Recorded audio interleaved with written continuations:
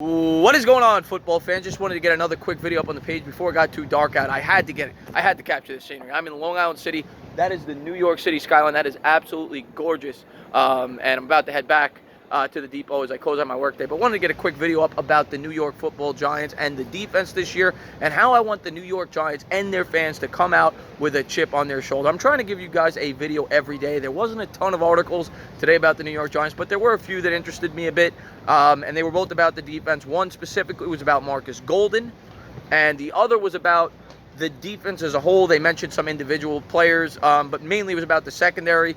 Julian Love, DeAndre Baker was mentioned, Sam Beal was mentioned, along with a couple of other individuals, and we'll get into that in a second. The other thing I wanted to touch on was the polls that I've seen coming out about the New York Giants, and I'm getting sick and tired of people ragging on the Giants, and a lot of it is justified. I just don't like reading it. Of course, I mentioned yesterday, ESPN has the Giants ranked 30th in the power rankings, and they have every right to do that. We've won 8 games in our last 2 years. We all know we've gotten rid of Odell Beckham. We've gotten rid of some of our premier players on the defensive end, or at least big-name players. They weren't really living up to the billing.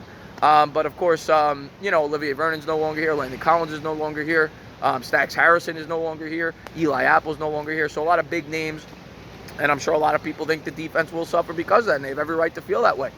I personally want to take a more optimistic approach, and I like some of the guys we brought in. I also like some of the younger talent and how they will progress year 1 to year 2, namely Lorenzo Carter and B.J. Hill. But we'll get into that in a second.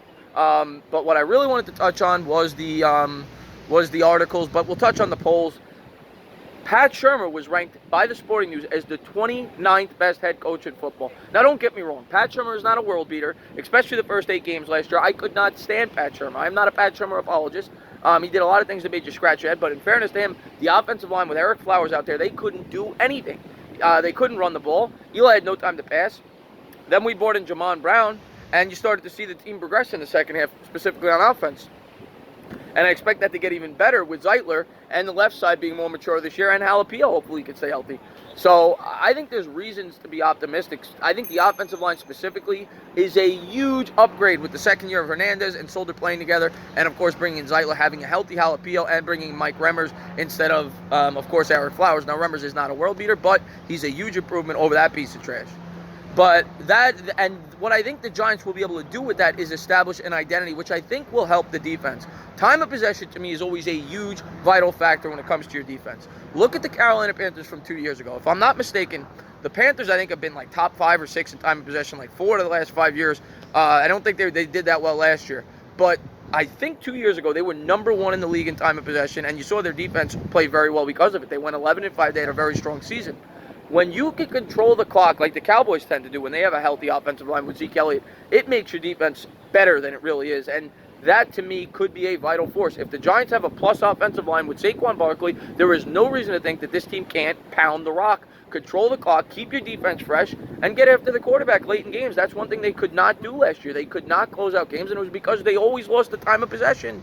And the defense was always worn out at the end of the games, and the Giants would get beat. So I think that could be a vital part to this team this year. But I really wanted to talk about the defense. And one other poll I wanted to talk about that I didn't like was the wide receiver core. Sporting News ranked the wide receiver core, and they ranked the Giants 25th of all the wide receiver cores in the NFL, and that might be fair. To be honest with you, I didn't research every receiving core, and it didn't include the running back. If you include the running back, of course, Saquon Barkley might be the best wide receiver on the team. They would be much higher. Everywhere I look, though, I just feel like the Giants are being counted out, and I like that. I want the fan base and I want the Giants to embrace that underdog mentality. I want us all to come out with a chip on our shoulder this year, and I want the Giants to come out fighting. And I'm excited for this year. I really am, because there's no expectations. There's nothing to lose. Nobody expects anything. It's us against the world, and I want it that way. I like it that way, because that's when I think the New York Giants are their best. So we'll see what we got this year. And again, I'm not expecting the playoffs. I'm not expecting the Super Bowl. But I think this team could be a lot better than people are giving it credit for. I think most people think a 2-win, 3-win team. I think this team come out fighting. I really do. But let's talk about the defense real quick and some of the things we read. We'll start with Marcus Golden. Marcus Golden, of course, a former second-round pick by the Arizona Cardinals, I think in 2015. I could be wrong on that. But in 2016, he had a fantastic year. I think he was 3rd in the NFL in sacks. He had like 12.5 or 13 sacks.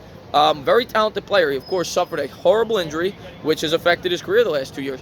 he supposedly is back to full strength. And everything in the article, Marcus Golden is jacked up. He said he can't wait to get out on the football field and show people what he's got. He's hungry. He wants to get after the quarterback.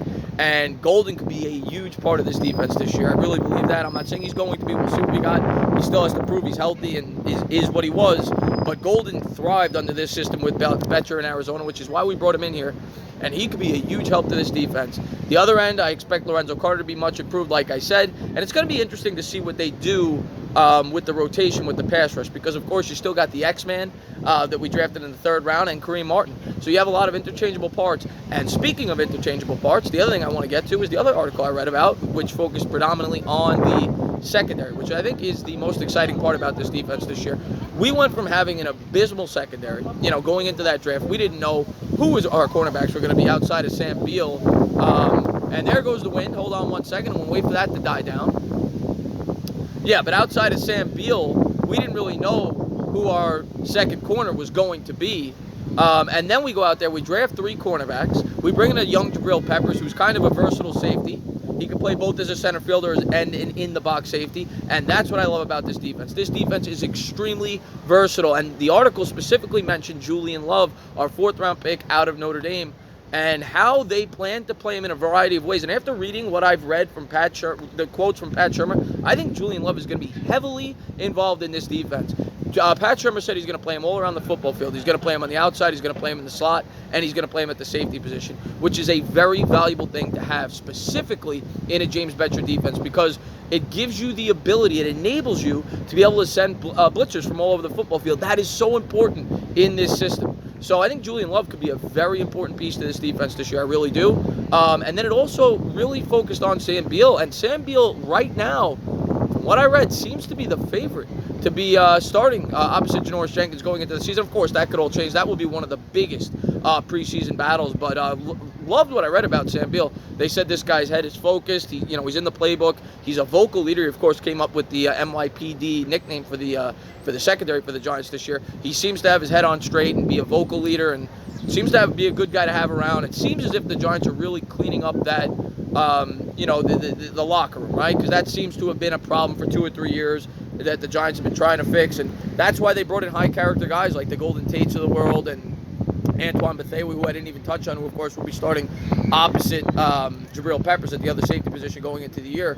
But I just wanted to make a quick video because I read a lot of articles about the New York Giants defense today, and I'm kind of excited about it. I want to be positive about the Giants going into this year, and I want to adopt that me against the world, us against the world mentality.